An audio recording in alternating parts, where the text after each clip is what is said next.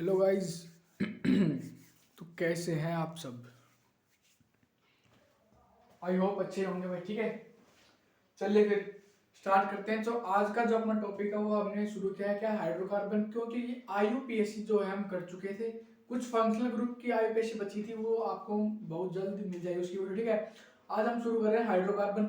Hydrocarbon बिल्कुल जैसे alkene से शुरू करेंगे और एल्काइन तक जाएंगे। मतलब क्या है इसका, मतलब यह है कि हम इनमें सिर्फ और सिर्फ, अगर आप चाहो तो केमिकल प्रॉपर्टीज को कवर करेंगे, क्योंकि method of repression of alkene हो या फिर एल्कीन हो या फिर एल्काइन हो, वो आपको लगभग चैप्टर्स में कवर होती रहती है। जहां पर नहीं होती, वो ज्यादा ही इंपॉर्टेंट है, तो वो मैं आपको यहाँ पर बताऊंगा। ठीक है, चलिए फिर शुरू करते हैं भाई। तो आज का जो अपना टॉपिक है वो है हाइड्रोकार्बन। ध्यान से देखते चलना, इधर आओ भाई। ठीक है, इधर देखिए, आज का जो अपना टॉपिक है वो है हाइड्रोकार्बन।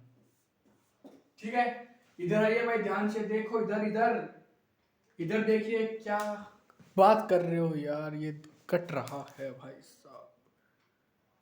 हाइड्रोकार्बन है, आएगा सभी को समझ में। इधर देखिए, ठीक है, चलिए फिर स्टार्ट करते हैं। देखिए, तो हाइड्रोकार्बन आप बिल्कुल जीरो से शुरू करो। हाइड्रोकार्बन होते हैं, देखिए हाइड्रोकार्बन, हाइड्रोजन और क्या है इसमें, हाइड्रोजन के साथ इसमें और मिलेगा आपको कार्बन। ठीक है, तो इससे मैं क्या लिख सकता हूं, इससे मैं लिख सकता हूं, ध्यान से देखना भाई,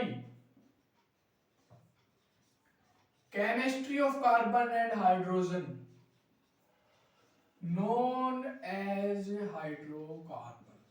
सिंपलेस्ट डेफिनेशन है, क्या है, chemistry of carbon and hydrogen known as hydrocarbon. ठीक है, और chemistry of carbon and hydrogen से मेरा क्या मतलब है, केमिस्ट्री ऑफ कार्बन और हाइड्रोजन से मेरा मतलब है क्या, bond formation between carbon carbon and carbon hydrogen. सही बात है, सही बात है। उसके बाद एक और क्या मतलब हो सकता है, एक और मतलब ये हो सकता है क्या, bond breaking between carbon carbon and carbon या फिर हाइड्रोजन आप बोल सकते हो। इसी को हम बोलते हैं हाइड्रोकार्बन। क्या बोलते हैं, हाइड्रोकार्बन। आया सभी को समझ में? अरे समझ आया क्या हाइड्रोकार्बन क्या होता है, बताओ। Chemistry of carbon and hydrogen known as hydrocarbon, या फिर जो बॉन्ड आपकी रिएक्शंस के अंदर कार्बन कार्बन के बीच में बन रहा है, या फिर कार्बन कार्बन के बीच टूट रहा है, या फिर कार्बन हाइड्रोजन के बीच बन रहा है, कार्बन हाइड्रोजन के बीच टूट रहा है, उसे हम बोलते हैं क्या, हाइड्रोकार्बन। ठीक है, अब देखिए हाइड्रोकार्बन में हमें पढ़ना क्या है। हाइड्रोकार्बन में हमारी शुरुआत होती है एल्केन से। ठीक है भाई, एल्केन के बाद हम पहुंचते हैं एल्कीन पे। ठीक है भाई, और उसके बाद हम पहुंचते हैं एल्काइन पे। इन तीनों टर्म्स को पढ़ना ही हम बोलते हैं हाइड्रोकार्बन। यह आपका एक क्लास 11th का चैप्टर है पूरा। ठीक है, और यहां से आपका रिएक्शन वाला जो पार्ट है वो स्टार्ट होता है। यहां से आपका जो ऑर्गेनिक केमिस्ट्री में जो रिएक्शन वाला पार्ट है वो आपका यहां से स्टार्ट होता है। ठीक है, ये है बिल्कुल बेसिक इंट्रोडक्शन। छापो इसको जल्दी से। फिर हम स्टार्ट करते हैं, पहले एल्कीन का ब्रीफ इंट्रोडक्शन, फिर एल्कीन का, और उसके बाद एल्काइन का। ठीक है, जल्दी से छापो भाई, इसको जल्दी से छाप दो। अरे क्या कर रहे हो भाई, छाप दो अब तक। ठीक है, छाप दिया हुआ आपने। चलिए फिर आगे बढ़ते हैं भाई। देखिए फिर इधर आइए भाई, शुरू करते हैं हम एल्केन से। बहुत इजी चैप्टर है, बस रैंडम मत होना, सीरियल वाइज चलते रहना, सब कुछ इजी चलता रहेगा। ठीक है, देखिए इधर आइए, इधर इधर देखिए। सबसे पहले मैं बात करूं अगर एल्केन की, तो एल्केन क्या होता है, ध्यान से सोचो एक बार, आप खुद सोचो एल्केन क्या होता है। देखिए एल्केन का मतलब क्या है, एल्केन का मतलब इतना है क्या, कि कार्बन कार्बन हो, ठीक है, या फिर कार्बन हाइड्रोजन हो। ठीक है, ये आपके बॉन्डेड होंगे सिंगल बॉन्ड से, बॉन्डेड विद सिंगल बॉन्ड। आया समझ? इसको हम बोलते हैं भाई एल्केन, ना कि जो तुम ये फॉर्मूला लिखते हो इसको एल्केन बोलते हैं। ये एक रिप्रेजेंटेशन का तरीका है, किसका, एल्केन को रिप्रेजेंट करने का तरीका है, रिप्रेजेंटेशन ऑफ एल्केन। आया समझ? इस तरह से हम एल्केन को रिप्रेजेंट करते हैं। बाकी एल्केन आपका क्या है, या तो कार्बन कार्बन हो, ठीक है, या फिर कार्बन हाइड्रोजन किस तरह से वो बॉन्डेड है, मतलब अगर वो सिंगल बॉन्ड से बॉन्डेड है तो ही वो आपके क्या बोल कहे जाएंगे बताइए, एल्केन हम उनको बोलेंगे। देखिए जैसे मान लो ये कार्बन है, एक कार्बन है, ठीक है, ये आपके सामने दो कार्बन है, एक कार्बन, ठीक है भाई। एक कार्बन की वैलेंसी क्या है, इधर आए सबसे पहले देखिए, एक कार्बन की वैलेंसी है कि वो 4 बॉन्ड बना सकता है अपने। क्यों? क्योंकि उसका कोवेलेंट और टेट्रा वैलेंसी, आपने एक टर्म सुनी होगी, वो उसका मेन फैक्टर है, ठीक है भाई। उसके बाद देखिए ये है आपका सिंपलेस्ट एल्केन, ध्यान से देखना भाई, ये क्या हो गया, ये हो गया आपके सामने सिंपलेस्ट एल्केन। इससे सिंपल आप कोई एल्केन बना नहीं सकते। कैसे देखिए, एक कार्बन है, 4 बॉन्ड बना लिए, मतलब इसका ऑक्टेट जो है वो पूरा हो गया। ऑक्टेट क्या हो गया, ऑक्टेट कंप्लीट। तो ऑक्टेट कंप्लीट है, इसका मतलब ये है कि एल्केन जो है ना वो ना तो किसी से इलेक्ट्रॉन्स लेता है और ना किसी से इलेक्ट्रॉन्स देता है। इसका मतलब ये है कि एल्केन आपका ना तो न्यूक्लियोफाइल के साथ रिएक्शन करेगा और ना ही इलेक्ट्रोफाइल के साथ रिएक्शन करेगा। आया समझ क्या कहना चाह रहा हूं मैं इतनी देर से आप लोगों को? देखिए अगर एल्केन आपको दिया हुआ है और एल्केन की रिएक्शन कहे कि न्यूक्लियोफाइल के साथ करवाओ, तो यहां पर आपकी रिएक्शन नहीं होगी, क्योंकि ना तो इसका ऑक्टेट इनकम्प्लीट है, इनकम्प्लीट होता तो इलेक्ट्रॉन से एक्सेप्ट करता, अब इनकम्प्लीट ने कंप्लीट है तो ऑक्टेट इलेक्ट्रॉन कैसे लेगा किसी से, बताइए। या फिर एल्केन की रिएक्शन आपको दिख जाए इलेक्ट्रोफाइल के साथ, तो वहां पर भी ये रिएक्शन नहीं करता है, ठीक है। ये हो गया इसका सिंपल एल्केन। आया समझ यहां तक सभी को? बताओ आया होगा अब तक तो आई थिंक, ठीक है। देखिए बहुत आसान है, सिंपलेस्ट एल्केन हो गया। देखिए कार्बन कितना है, कार्बन है एक, एक कार्बन के लिए मैच सारे क्या है, सिंगल बॉन्ड, तो ये बन जाएगा आपका मीथेन। सिंपलेस्ट एल्केन हम इसको बोलते हैं। अब देखिए ये फॉर्मूला आपके सामने बनकर आया है CH4। अब देखिए CnH2n+2, ये आपका एल्केन बोलते हैं, हम इसको क्या बोलते हैं, एल्केन को रिप्रेजेंट करने का एक तरीका है, ठीक है। अब देखिए कार्बन कितना है इसके अंदर, मान लो ये आपको ये नहीं पता कि CH4 है, आपसे ये कह दिया जाए कि एक कार्बन का आपको एल्केन बनाना है, क्या बनाना है कि एक कार्बन का आपको एल्केन बनाना है। देखिए सी एन की जगह क्या हो गया, एन की जगह हो गया 1, ठीक है। फिर H2n की वैल्यू फिर से 1+2। अब बताओ क्या बन जाएगा, देखिए कार्बन कितना है, एक कार्बन, हाइड्रोजन देखिए 2+2 4, CH4। ये इस तरह से आप इस फॉर्मूले की मदद से ये आप बना सकते हो। अगर आपको ये कह दिया जाए कि कार्बन 2 है और इसका आपको एल्केन बनाना है, क्या कि कार्बन 2 है और इसका आपको क्या बनाना है, एल्केन। जैसे देखिए फिर CnH2n+2, इसमें पुट कीजिए, n की वैल्यू कितनी है, 2 है, तो देखिए C2H2 × 2+2, बताइए यहां से क्या बन जाएगा, ये बन जाएगा C2H6, क्या बन जाएगा C2H6, या फिर आप इसको क्या लिख सकते हो, CH3, ये बन जाएगा आपके सामने इथेन। बताइए यहां तक किसी को डाउट? आई थिंक अब तक कुछ है ही नहीं ऐसा डाउट जैसे, ठीक है। ये बन गया आपका इथेन। मतलब ये है कि जो CnH2n है वो आपका जनरल फॉर्मूला है किसका, एल्केन का। अगर आप इसमें n की वैल्यू निकाल लेते हो या फिर आपको दी जाती है तो आप एल्केन इजीली बना लेते हो, ठीक है। छापिए इसको जल्दी से। फिर चलते हैं हम और एक और बात, चलो वो बाद में बताऊंगा आपको, पहले ये छापो आप, फिर हम इनको कंपेयर करेंगे ना तब बताऊंगा आपको बात कि एल्केन को हम एक और नाम से भी बुलाते हैं। समझ आया यहां तक सभी को? छाप दिया सभी ने? बताइए जल्दी से भाई, चले आगे फिर आइए।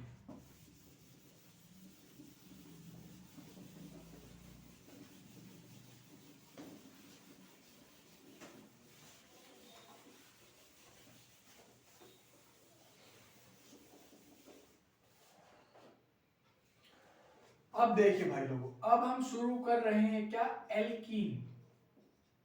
एल्कीन, ठीक है। तो एल्कीन का मतलब आपको भी पता है क्या, कि कार्बन कार्बन या फिर कार्बन और हाइड्रोजन डबल बॉन्ड होगा, क्या होगा, डबल, ठीक है। जैसे देखिए ये कार्बन है, ठीक है, ये भी एक कार्बन है। अगर एल्कीन बनाने तो दो कार्बन के बीच में क्या होना चाहिए, डबल बॉन्ड। अब देखिए कार्बन की वैलेंसी कितनी है, कार्बन की वैलेंसी है 4, तो इसने कितने बॉन्ड बना लिए, दो। ये कार्बन बना चुका तो दो लग जाएंगे इस पे हाइड्रोजन, ठीक है। दो ये भी बना चुका शेयरिंग में तो दो लग जाएंगे इस पे, ठीक है। ये क्या बनकर आ गया, ये बन गया CH2 डबल बॉन्ड CH2, जिसको हम बोलते हैं इथीन। क्या बोलते हैं, इथीन। सही बात है, सही बात है। ये आपका है smallest alkene, smallest and simplest alkene आप इसको नाम देते हैं। इससे छोटी आपकी कोई भी एल्कीन नहीं बन सकती, ठीक है। आया समझ यहां तक, ठीक है। अब अगर आपको ये कह दिया जाए क्या कि मान लो एक कार्बन आपको दिया जाता है और बोला जाता है कि इसकी आपको एल्कीन बनानी है, तो देखिए अगर आप नॉर्मल कार्बन पर देखोगे तो कितने हाइड्रोजन है, 4। अगर आप यहां देखोगे तो एक कार्बन पर हाइड्रोजन है 2, तो ये कह दिया जाए कि इस पर से भी आपने 2 हाइड्रोजन हटाने, क्या हटाने, इस पर से भी आपने 2 हाइड्रोजन हटाओ तो क्या बनता है, देखिए ये है आपके सामने फिलहाल है मीथेन। क्या है भाई, मीथेन। मीथेन, मीथेन किसकी कैटेगरी में आता है, एल्केन की में, सही बात है। अब आपसे बोला जाए कि एक H हटाओ, आप यहां से 1 बाय 1 चलना है, एक H आपने यहां से हटाया तो ये बन जाएगा CH3, एक वैकेंसी फ्री, ठीक है। ये क्या बन के जाएगा, ये बन जाएगा मिथाइल। मिथाइल किसकी कैटेगरी का है, मिथाइल है एल्काइल की कैटेगरी का। बात सही है, एकदम सही है। अब आगे बढ़िए। अब हमने एक और हटाना है तो हमने एक और हटाया, इसका मतलब ये है कि 2 वैलेंसी जो है वो खाली हो गई। बात ये 2 वैलेंसी खाली हो गई, ये बन जाएगा आपके लिए मिथाइलिडीन। और मिथाइलिडीन को हम क्या भी लिख सकते हैं भाई लोग, एल्काइलिडीन भी लिख सकते हैं। यहाँ 2 वैकेंसी खाली जरूर हुई है लेकिन एल्कीन की फॉर्मेशन नहीं हुई, समझे। यहाँ पर 2 वैकेंसी खाली हुई है लेकिन एल्कीन नहीं बनकर आई है, तो इसीलिए इसको हम बोलते हैं मिथाइलिडीन या फिर एल्काइलिडीन, ठीक है। जैसे ही आपकी एल्कीन आएगी, अब देखो ये है आपके सामने क्या, CH2 डबल बॉन्ड CH2, ठीक है भाई, ठीक है। इसका आपको फिक्स है कि इसका नाम ही इथीन होता है, इसमें आप कोई भी चेंज नहीं कर सकते। जैसे देखिए अब मैं आपको दे दूं इथेन CH3 और आपसे कहूं कि इसमें से एक H आपको निकालना है, तो देखिए यहां से निकालो, यहां से निकालो, जब तक पहला H नहीं निकल जाता तब तक कोई फर्क नहीं पड़ता है। जैसे देखिए ये क्या था आपके सामने, ये था आपके सामने इथेन, ठीक है। इथेन से गैस निकाला, क्या बन गया, इथाइल। बहुत बढ़िया भाई। अब देखो जैसे ही तुम आगे जाओगे एक बात ध्यान से देखो, क्या, अब एक और जो आपको H हटाना है, क्या बोला मैंने, एक और जो आपको H हटाना है वो H आप या तो यहां से हटाओ या फिर आप यहां से हटाओ। बताओ कहां से हटाओगे, या आप यहां से हटाओगे या फिर आप यहां से हटाओगे। तो देखिए अगर मैं इससे हटाता हूं एक H, मतलब CH3 CH, एक तो ये बन सकता है आपके सामने, ठीक है। और एक आपके सामने अगर मैंने एक H आपका यहां से हटाया, कहां से, देखिए यहां से, इस कार्बन से, अगर मैंने इस कार्बन से हटाया तो ये ऐसा बन जाएगा, कैसा, ऐसा। बात समझ आई। तो इसको हम बोलते हैं इथाइलिडीन। क्या बोलते हैं भाई लोगों, इसको हम बोलते हैं इथाइलिडीन और इसको हम बोलते हैं इथाइलिन। ये कुछ सिंपल टर्म्स हैं, आई समझ में, इथाइलिडीन और इथाइलिन। अगर एक ही कार्बन से दोनों हाइड्रोजन हटे हैं तो होगा इथाइलिडीन, अगर एक ही मतलब अलग अलग कार्बन से हटे हैं तो बोलते हैं उसको क्या, इथाइलिन। समझ आया, मिथाइलिडीन और एल्काइलिडीन। अब देखिए यहाँ पर मिथाइलिडीन भी बोल सकते हैं और इसको हम मिथाइलिन भी बोल सकते हैं। क्यों, क्योंकि एक कार्बन के अलावा आपके पास कोई ऑप्शन ही नहीं है कि आप दूसरे कार्बन से हाइड्रोजन हटा सकें, ठीक है। ये हो गया आपका क्या, मिथाइलिन और एल्काइलिन। छाप इसको जल्दी से, फिर आगे बढ़ते हैं भाई। ये बिल्कुल ब्रीफ है, एक बार आगे बढ़ते बढ़ते हम इसका कंपैरिजन भी करेंगे जो बहुत बढ़िया तरीके से आपको समझ आएगा, ठीक है। चलिए आगे फिर, जल्दी से बताओ भाई, जल्दी से। छाप दिया होगा अब तक तो, आइए फिर इधर आइए भाई, देखिए चलिए आगे चलते हैं। बहुत आसान है भाई, कुछ भी नहीं है, मैं कह रहा हूं कुछ भी नहीं है, बस बने रहना अंत तक। बहुत जल्द हम 12th की एनसीईआरटी भी आपकी शुरू कर देंगे।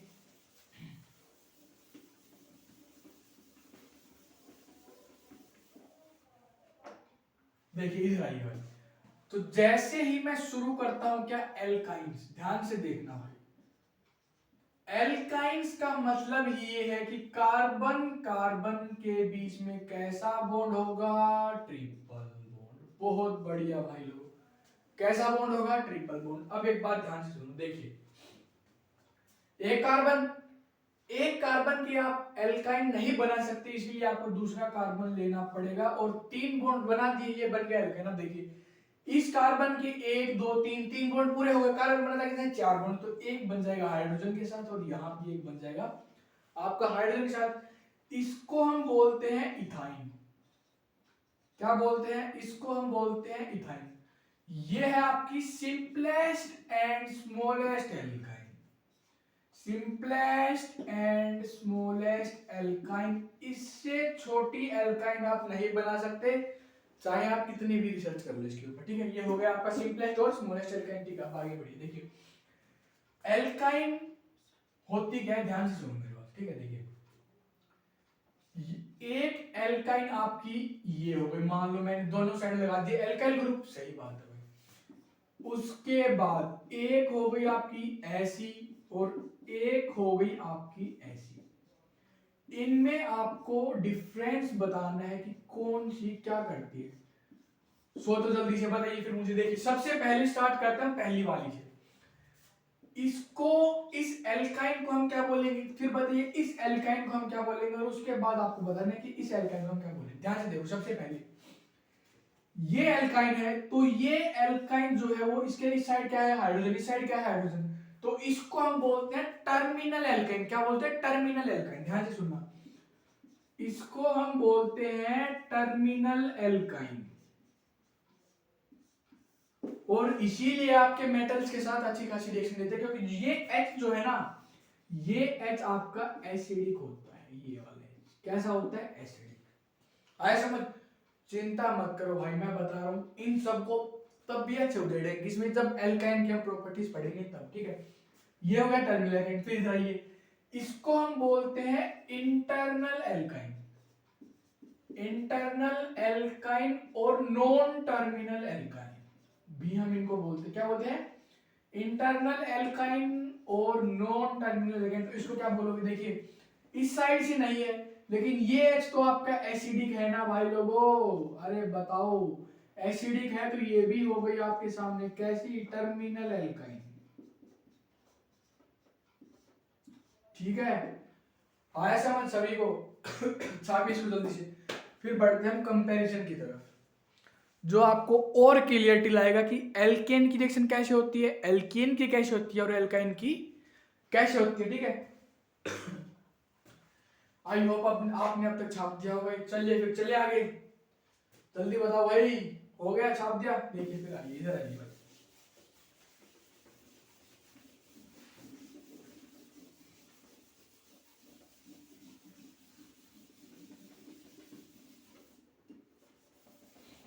समझ आ गया होगा आपको अभी तक सभी को, ठीक है। इधर देखिए भाई, ठीक है। मान लीजिए एक मैं दे दूं आपको एल्केन, ठीक है। एक मैं दे दूं आपको क्या, एल्केन, और एक मैं दे दूं आपको एल्काइन। तो ध्यान से देखना मेरे भाई, ठीक है। देखिए एल्केन क्या होता है, कार्बन कार्बन के बीच में सिंगल बॉन्ड, या फिर तीन कार्बन भी हो सकते हैं, या फिर चार कार्बन भी हो सकते हैं, ठीक है। एक तो हो गया, इन सभी को हम बोलते हैं एल्केन्स, जो आपको पता है, ठीक है। और एल्केन्स को हम बोलते हैं पैराफिन्स। क्या बोलते हैं, पैराफिन्स। और एक और बात क्या, कि एल्केन ना तो इलेक्ट्रोफाइल के साथ रिएक्शन देता है, ना ही न्यूक्लियोफाइल के साथ रिएक्शन देता है। इसका मतलब सिर्फ इतना है क्या, कि एल्केन जो है वो आपका लेस रिएक्टिव है। क्या है, less reactive as compare to alkene and alkyne, alkene and alkyne. समझ आया, एल्केन जो है वो लेस रिएक्टिव है किससे, एल्कीन और एल्काइन से। अब इधर आइए, देखिए जैसे ही मैं एल्काइन की बात करता एल्कीन की बात करता हूं तो सबके दिमाग में आता है क्या, कार्बन कार्बन के बीच में डबल बॉन्ड। सही बात है भाई, कार्बन कार्बन के बीच में डबल बॉन्ड। सही बात है भाई। फिर जैसे इधर आइए, कार्बन कार्बन के बीच में डबल बॉन्ड, एक और सही बात, कार्बन कार्बन के बीच में डबल बॉन्ड। सही बात है भाई। ठीक है, देखिए अब मेरी बात इतनी सुनिए आप, देखिए जैसे ये कार्बन है, एक कार्बन ये है, ठीक है बिल्कुल सही बात है। एक कार्बन ये है, एक कार्बन ये है, तो यहां पर तो सिंगल बॉन्ड है, यहां डबल बॉन्ड है, तो आप इसको किसी कैटेगरी में रखोगे। जैसे ही आपको एक भी पाई दिख जाता है आप उसको एल्कीन घोषित कर देते हो। क्या घोषित कर देते हो? एल्कीन। सही बात है, सही बात है, ये आप समझ सकते हो। ठीक है, अब देखिए कार्बन डबल बॉन्ड कार्बन, सही बात है, सही बात है। अब देखिए ये जो बॉन्ड है इसको हम बोलते हैं ओलिफिनिक बॉन्ड।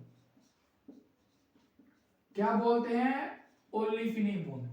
और इन पूरी एल्कीन को, एल्कीन के अलावा हम ओलिफिन्स भी बोलते हैं। क्या बोलते हैं? ओलिफिन्स। समझ आया? अब देखिए एक बात मैं आपको बताता हूं, क्या कि एल्केन जो है ना वो आपका न्यूक्लियोफाइल की तरह बिहेव करता है। बिहेव एज न्यूक्लियोफाइल क्यों करता है? क्योंकि एल्केन के पास क्या है? Loosely bonded pi electrons. Loosely bonded pi electrons. अगर कोई इलेक्ट्रोफाइल एल्कीन के पास आएगा तो ये अपने इलेक्ट्रॉन्स के साथ इजीली शेयर कर लेगा। ठीक है, जैसे ही इलेक्ट्रोफाइल आया ये इसको अपने इलेक्ट्रॉन दे देगा, कार्बोकेटायन बनाएगा, उसके बाद न्यूक्लियोफाइल जुड़ जाएगा और जो प्रोडक्ट आपका बन जाएगा आगे हम बनाएंगे ना। ठीक है, इसका मतलब यह है कि जो एल्कीन का नेचर है वो है न्यूक्लियोफिलिक। कैसा नेचर है?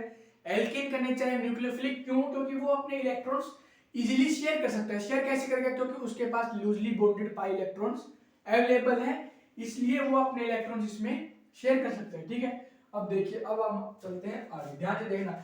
यही कारण है क्या, लूजली बॉन्डेड पाई इलेक्ट्रॉन की वजह से ही ये देता है अपना कैरेक्टरिस्टिक रिएक्शन है इसकी, क्या एक इलेक्ट्रोफिलिक एडिशन रिएक्शन ये देता है, जिसमें आपको डिफरेंट हर तरह तरह के इलेक्ट्रोफाइल दिखेंगे, न्यूक्लियोफाइल दिखेंगे, उसकी रिएक्शन आपको एल्कीन के साथ कैसे होगी वो बताई जाएगी। ठीक है, अब इधर आइए, जैसे मैं बात करता हूं आपके सामने किसकी? एल्काइन की, तो ध्यान से देखिए एल्काइन ये है आपकी। सही बात है भाई, इस बॉन्ड को हम बोलते हैं एसिटिलिनिक बॉन्ड। क्या बोलते हैं? एसिटिलिनिक बॉन्ड। स्पेलिंग देख लेना। और इस पूरे को हम क्या बोल सकते हैं? इनको हम बोलते हैं एसिटिलिन्स भी, आपने नाम इसका सुना होगा। क्या बोलते हैं? Acetylenes. Alkynes are also nucleophilic in nature. Alkynes are also nucleophilic in nature because they have what? क्या है उनके पास? They have loosely bonded pi electrons. बहुत बढ़िया भाई लोग अब तक, ठीक है, समझ आया क्या? एल्कीन भी आपका न्यूक्लियोफाइल की तरह बिहेव करता है, एल्काइन भी आपका न्यूक्लियोफाइल की तरह बिहेव करता है। रीजन एक ही है, क्या रीजन इसका? ये बोलता है क्या, इसके पास क्या है? Loosely bonded pi electrons. समझ आया यहां तक सभी को? अरे बताओ, लूजली बॉन्डेड पाई इलेक्ट्रॉन्स इसके पास है, इसी वजह से ये न्यूक्लियोफाइल की तरह बिहेव करते हैं। तो तरह तरह के आपको इलेक्ट्रोफाइल देखने को मिलेंगे, न्यूक्लियोफाइल देखने को मिलेंगे, उनके साथ आपको इसकी रिएक्शन करवानी है। छापिए जल्दी से, फिर आगे बढ़ते हैं रिएक्शंस ऑफ एल्केन्स की तरफ। सॉरी, चलिए भाई इधर आइए, फिर देखिए जैसा ये था अपना सिंपल इंट्रोडक्शन। थोड़ा टाइम लग गया, लेकिन भाई चीजों को सीखने हैं तो टाइम तो लगेगा। ठीक है, देखिए भाई आगे चलिए, अब जल्दी से शुरू करते हैं हम क्या, एल्केन्स को और बेहतरीन तरीके से हम पढ़ेंगे। यहाँ पर इधर आ जाइए साइड जल्दी से।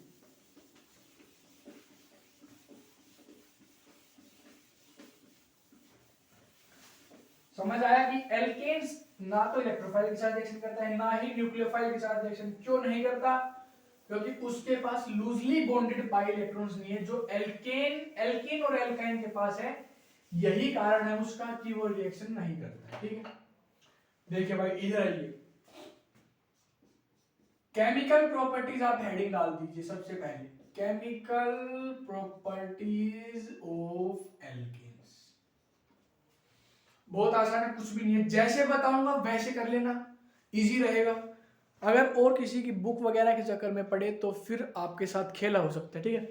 केमिकल प्रॉपर्टीज ऑफ एल्केन, ध्यान से देखिए, सबसे पहली आती है आपके सामने क्या, कंबशन। कंबशन या फिर आप ऑक्सीडेशन इसको बोल सकते हो, क्या बोल सकते हो, कॉम्बिनेशन ना सॉरी कंबशन और ऑक्सीडेशन। ध्यान से सुनो क्या है ये।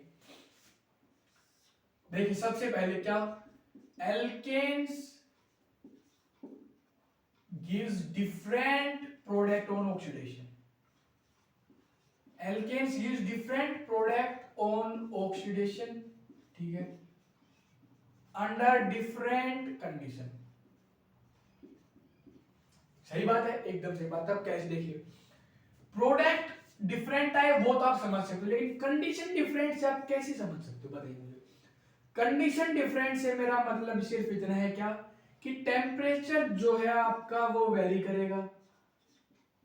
सही बात है, सही बात है। प्रेशर जो है आपका वो वेरी करेगा, और कहीं कहीं आपको सोलवेंट भी नजर आएगा, जिसकी वजह से कंडीशंस आपकी अलग होंगी। रिएक्टेंट हमेशा एल्केन ही होगा, क्या बोला, रिएक्टेंट एल्केन है, लेकिन कंडीशन ही बदल गई तो सब कुछ ही बदल गया ना भाई। अगर कंडीशन बदली तो प्रोडक्ट जो है वो आपका बदल जाएगा, ठीक है। तो मैं यहां पर ए पॉइंट लगा दूं, 1 मिनट रुको भाई जल्दी से। डिफरेंट कंडीशंस को मैं थोड़ा इधर लिख देता हूं। डिफरेंट कंडीशन से मेरा मतलब क्या है, कि टेम्परेचर जो है वो क्या करेगा, वेरीज, टेम्परेचर वेरीज, ठीक है। उसके बाद प्रेशर वेरीज, ओके, और उसके बाद क्या था बताइए, सोलवेंट। बहुत बढ़िया भाई। अब देखिए, सबसे पहले मैं शुरुआत करता हूं किससे, कंप्लीट ऑक्सीडेशन। कंप्लीट ऑक्सीडेशन या फिर आप इसी को क्या बोलते हैं, कंबशन। कहने का मतलब सिर्फ इतना है क्या, कि जो एल्केन होते हैं वो आपकी कैसी होती हैं, गैसेस। पहली 4 एल्केन मतलब ब्यूटेन तक आपकी सारी गैस होते हैं, क्यों, क्योंकि वो ल्यूमिनियस फ्लेम की होती हैं, वो इजीली बर्न हो जाती हैं। जैसे देखना हो, ये आपके सामने फॉर्मूला कैसे देखिए, कंप्लीट ऑक्सीडेशन और कंबशन। देखिए 3n+1 डिवाइड बाय 2, यहां पर कर दो आप O2 गिव्स क्या देगा बताइए, n mole of CO2 plus n plus 1 mole of H2O। और इसकी रिएक्शन किसके साथ करवानी है, इसकी रिएक्शन करवानी है आपने एल्केन के साथ। ये है आपकी मेन रिएक्शन। इसमें आपका कंप्लीट ऑक्सीडेशन और कंबशन आपको देखने को मिलेगा। और Q क्या है, Q है आपका हीट इवोल्व, जो आपकी बर्निंग में निकल कर आएगी। ठीक है भाई लोग, अब इसको समझो ध्यान से, कोई दिक्कत नहीं है, बैलेंसिंग आप खुद कर सकते हो। ठीक है, देखिए अगर मान लीजिए यहां पर n की वैल्यू मैं 1 ले लूं, क्या बोला मैंने, मान लीजिए यहां पर n की वैल्यू मैंने ले ली 1, तो क्या बनेगा देखिए, n की वैल्यू 1, यहां बन जाएगा CH4 प्लस, ठीक है भाई। उसके बाद 3 into 1 plus 1 divide by 2 O2, ठीक है। ये CO2 और वाटर आपको दिए जाते हैं ना, सॉरी रिएक्शन में मिलते हैं कैसे, अगर आप एल्केन की रिएक्शन करवाओगे O2 के साथ, O2 क्या है, आपकी गैस ही तो है। O2 क्या है, अरे हवा के साथ रिएक्शन करवा रहे हो ओपन, ठीक है। तो ये बन जाएगा n मोल ऑफ CO2 क्या है बताइए, n 1 mole of CO2 plus n+1 मतलब 2 वाटर प्लस हीट इवोल्व। अब इस रिएक्शन को आप अगर अच्छे से लिखना चाहो तो ऐसे लिखिए, देखिए CH4 का CH4 रखो प्लस, अब देखिए ध्यान से, 3 into 1 3 plus 1 4 plus 4 O2 gives क्या, ये 2 को इधर ले जाओ तो क्या बन जाएगा, ये बन जाएगा 2CO2 plus 4H2 plus 4H2O plus heat शायद आपकी यहां पर रिलीज होती है कितनी, 243 किलो कैलोरी पर मोल। ये आप देख लेना एक बार, ठीक है भाई। ये है आपकी एक रिएक्शन। क्या, जब आप एल्केन को O2 के साथ रिएक्शन करवाते हो, बर्निंग करने वाली आपने क्या करवाई है, बर्निंग, तो बर्निंग में हीट तो निकलती है ना भाई, यही तो है कंबशन। क्या क्या है, कंबशन और ऑक्सीडेशन ऑफ एल्केन, ठीक है। अब देखिए अगर मैं बोलूं कि n की वैल्यू जो है आप 2 ले लीजिए, देखिए जैसे ही आपने n की वैल्यू जो है वो 2 ली, n की वैल्यू कितनी ली 2, n की वैल्यू जैसे ही आपने 2 ली ये बन जाएगा क्या, ये बन जाएगा C2H6 बन गया, एल्केन आपका बन गया, ठीक है। फिर प्लस करिए, देखिए 3 into 2, 3 into 2 plus 1 divide by 2 into क्या होगा, इंटू होगा आपका O2, ठीक है।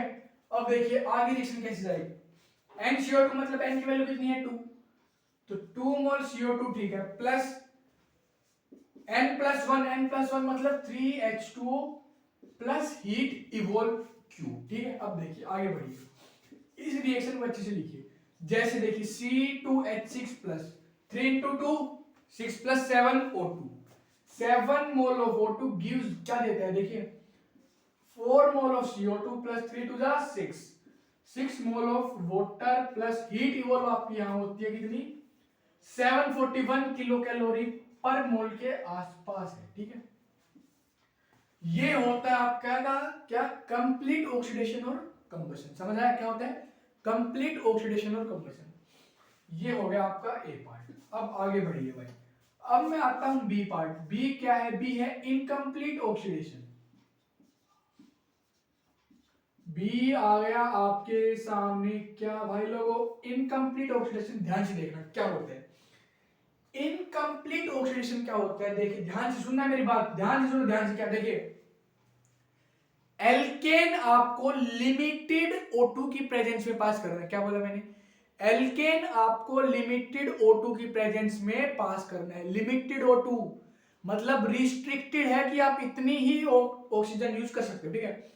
उसकी प्रेजेंस में पास किया है तो आपको मिलेगा कार्बन ब्लैक, जो आपका प्रिंटिंग यूज होता है, और मिलेगा आपको कार्बन मोनोऑक्साइड। ध्यान से देखना, if methane is pass, methane लिख लो, चलो एल्केन की जगह, if methane is pass through limited oxygen या फिर limited air,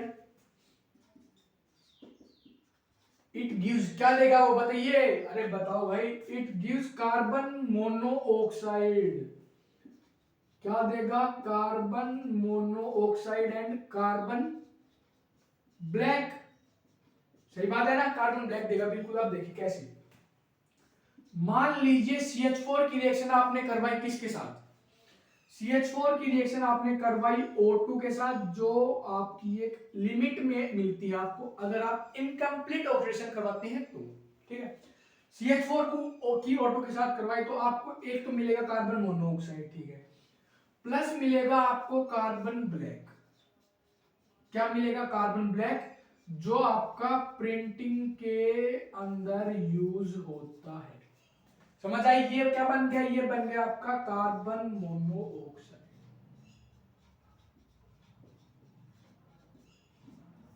ठीक है। अब देखिए इनकम्प्लीट ऑक्सीडेशन में ये है आपका पहला पार्ट, मतलब मीथेन आपने पास की किसे, लिमिटेड एयर से। अगर आपने मीथेन किस में पास की, स्टीम में, स्टीम मतलब गर्म पानी से अगर आपने मीथेन को पास किया तो वहां आपको सिर्फ कार्बन मोनोऑक्साइड मिलता है, वहां पर आपको कार्बन ब्लैक नहीं मिलता। लेकिन अगर आपने O2 की प्रेजेंस में पास की तो आपको कार्बन ब्लैक मिलता है। छापिए इसको जल्दी से, फिर आगे बढ़ते हैं भाई। इनकम्प्लीट ऑक्सीडेशन ये बहुत बढ़िया है टॉपिक, और कंप्लीट ऑक्सीडेशन मतलब ये है क्या कि प्रॉपर्टीज ऑफ एल्केन जो है ना, वाकई में बहुत मतलब गजब टॉपिक है। जल्दी से छापिए इसको, चलिए फिर आगे चलते हैं भाई लोग। जैसा कि मुझे दिख रहा है आपने छाप दिया होगा।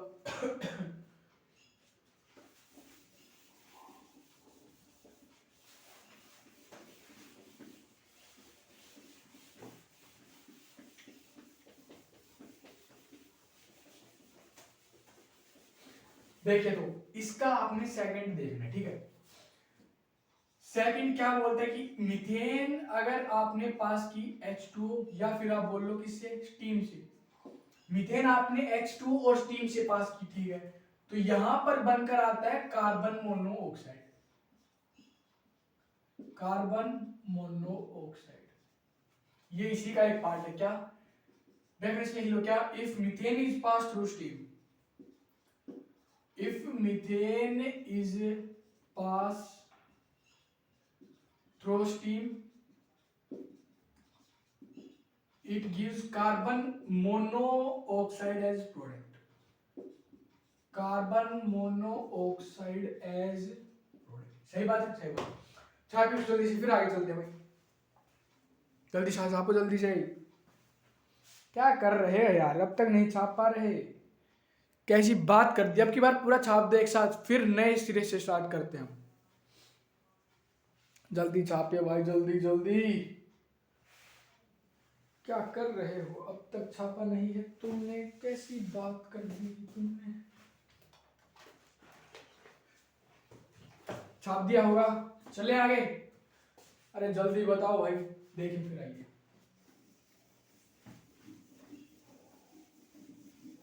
नहीं, ये वाला अच्छा है।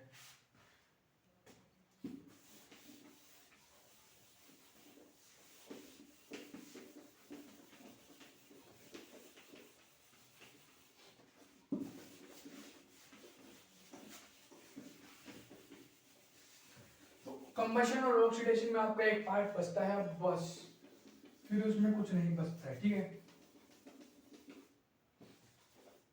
देखिए भाई इधर आइए, अब बचता है अपना कैटालिटिक ऑक्सीडेशन। क्या बचता है? कैटालिटिक ऑक्सीडेशन, ठीक है। इसमें पहला ध्यान से सुनो पहली बात, ठीक है। देखिए क्या होता है, आपको दिया जाएगा एक लोअर एल्केन। क्या दिया जाएगा? Lower alkane under restricted condition, मतलब कॉपर ट्यूब होगी, ठीक है। जैसे मान लो 473 केल्विन टेम्परेचर दे दिया, 100 एटीएम का प्रेशर दे दिया, तो वहां पर क्या बनता है वो आपको बताना, ठीक है। देखिए मान लीजिए आपको दिया गया है क्या, लोअर एल्केन। ध्यान से सुनना, क्या लोअर एल्केन दिया गया है, ठीक है। कंट्रोल्ड आपको करवाना है ऑक्सीडेशन। कंट्रोल्ड ऑक्सीडेशन से मतलब है कि ज्यादा फैल मत जाना, ठीक है। कॉपर ट्यूब दी जाए, ठीक है। 473 केल्विन टेम्परेचर और 100 एटीएम प्रेशर आपको दिया गया है, तो वहां पर आपको प्रोडक्ट क्या मिलते हैं? एल्डिहाइड मिल गया, सॉरी एसिड मिल गया, एल्डिहाइड मिल गया, या फिर आप बोल सकते हो कि आपको एल्कोहल मिल गया। पहली रिएक्शन अपनी है, जैसे देखिए लोअर एल्केन की मैं बात करता हूं, ध्यान से सुनो। मान लीजिए CH4 मुझे दिया गया है, क्या दिया गया है? CH4। कंट्रोल्ड ऑक्सीडेशन करवाता हूं मैं किसके अंदर? कॉपर ट्यूब के अंदर, in the presence of 473 kelvin temperature और 100 ATM pressure, it gives methyl alcohol. ये आपका प्रोडक्ट बन जाएगा। अब देखना रिएक्टेंट आपका सभी में सेम होगा। क्या रिएक्टेंट हो गया आपका मीथेन, रिएक्टेंट सेम है, आपको अब रिएजेंट बदलते दिखेंगे।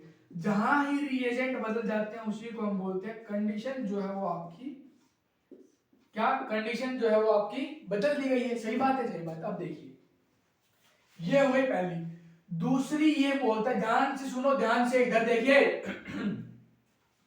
कि मान लीजिए CH4 है। क्या है? CH4। CH4 की रिएक्शन आपने करवाई किसकी प्रेजेंस में? मान लीजिए आपको दिया जाए MOO, इसको हम बोलते हैं मोलिब्डेनम ऑक्साइड, इसको हम बोलते हैं मोलिब्डेनम ऑक्साइड। या फिर इसकी जगह आपको दिया जाएगा MO2O3। एक बात ध्यान सुनना, ये तो पूरा मोलिब्डेनम है, लेकिन ये जो है ये है ऑक्सीजन। यहां भी सेम, ये पूरा मोलिब्डेनम और ये होगा आपके सामने ऑक्सीजन। MO2O3 इसको हम बोलते हैं मोलिब्डेनम सेस्क्यूई ऑक्साइड, ठीक है। मोलिब्डेनम सेस्क्यूई ऑक्साइड इसको हम बोलते हैं। या फिर आपको दिया जाए क्या? CH3COOMn, ये भी आपको दिया जा सकता है। इसको क्या बोलते हैं? Manganese acetate. या फिर आप मान लो आपको क्या दे दिया जाए? मैंगनीज स्ट्रेट दिया जाए, मैंगनीज स्टीरेट भी आपको दिया जा सकता है। ये सभी इसके रिएजेंट है। क्या सबसे पहले मोलिब्डेनम ऑक्साइड M, मोलिब्डेनम में क्या आएगा? MO, O आएगा ऑक्सीजन से, उसको हम बोलते हैं मोलिब्डेनम ऑक्साइड। फिर दिया जाएगा MO2O3। क्या क्या मतलब है? MO2O3 का मतलब है मोलिब्डेनम सेस्क्यूई ऑक्साइड उसको हम बोलते हैं, या फिर मैंगनीज टीरेट दिया जाए उसको हम बोलते हैं C17H35, ऐसा ही कुछ है, ठीक है। फिर आते हैं हम मैंगनीज एसीटेट मैंगनीज पे, ठीक है, वो है यहां आपको मिलता है फॉर्मल्डिहाइड। क्या मिलता है यहां पर? आपको मिलता है फॉर्मल्डिहाइड, ठीक है भाई। ये आपकी एक अलग कंडीशन हो गई, ठीक है। जल्दी छापो इसको जल्दी से, फिर मैं आपको थर्ड की तरफ लेकर चलता हूं। जल्दी से छाप दो इसको भाई, समझ आई? ये भाई साहब मैं बता रहा, देखिए एक बात देखिए, यहां पर क्या है? Reactant methane. यहां पर रिएक्शन के रिएक्टेंट क्या है? मीथेन। यहां पर कंडीशन अलग है, यहां पर भी आपकी कंडीशन जो है वो अलग है, और कंडीशन अलग होते ही आप देखोगे कि जो प्रोडक्ट आपका वो बदल चुका है, ठीक है। छाप इसको जल्दी से, फिर आगे चलते हैं। छाप दिया होगा? अरे इनको ऐसे लिख लो ना, मोलिब्डेनम ऑक्साइड और में लिख लो ये, फिर और में लिख लो ये, फिर लिख लो ये, बात खत्म। चलिए फिर चलते हैं आगे भाई। नंबर 3 ये बोलता है क्या कि अगर आपको हायर एल्केन दिए जाते हैं, क्या दिए जाते हैं? हायर एल्केन, ठीक है। वो आपके किसमें बदल जाएंगे? वो आपके ऑक्सीडाइज हो जाएंगे, किसके अंदर? एक मिनट रुको भाई, वो आपके ऑक्सीडाइज होंगे, बताइए। अरे यहां तक हो गया ना,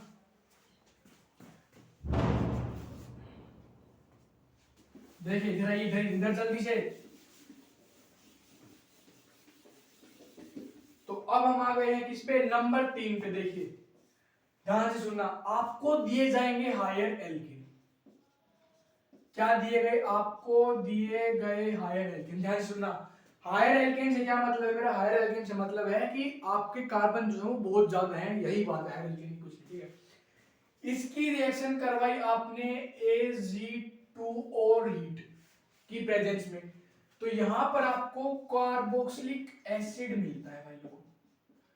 यही एक बात है जो अब तक मैं आपसे छुपा रहा था, और मैंने आपको बताया। देखिए जैसे ये है CH3CH2NCH3, ये क्या हो गया? ये हो गया है हायर एल्केन, सही बात है, सही बात है।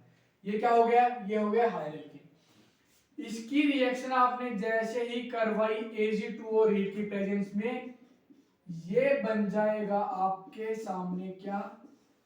ऐसा बन जाएगा कुछ, कार्बोक्सिलिक एसिड। बहुत सिंपल सिंपल है। नंबर 4 देखिए, नंबर 4 क्या बोलते हैं? नंबर 4 ये बोलता है क्या कि आपने अगर 3 डिग्री H देख लिया, क्या देख लिया? 3 degree H in the presence of KMnO4 या फिर K2Cr2O7, वो आपका ऑक्सीडाइज हो जाएगा भाई लोगों टू द कोरस्पोंडिंग एल्कोहल, ठीक है। ये आपकी हो गई क्या है? 3 डिग्री H, ठीक है। तो आज अपन रखते हैं यहीं तक। आई होप आप सभी को समझ आ गया होगा, ठीक है।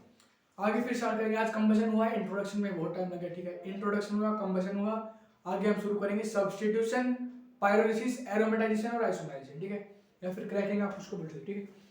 चलिए फिर भाई लोगों, आज रखते हैं अपन इतना ही। बहुत बहुत धन्यवाद भाई।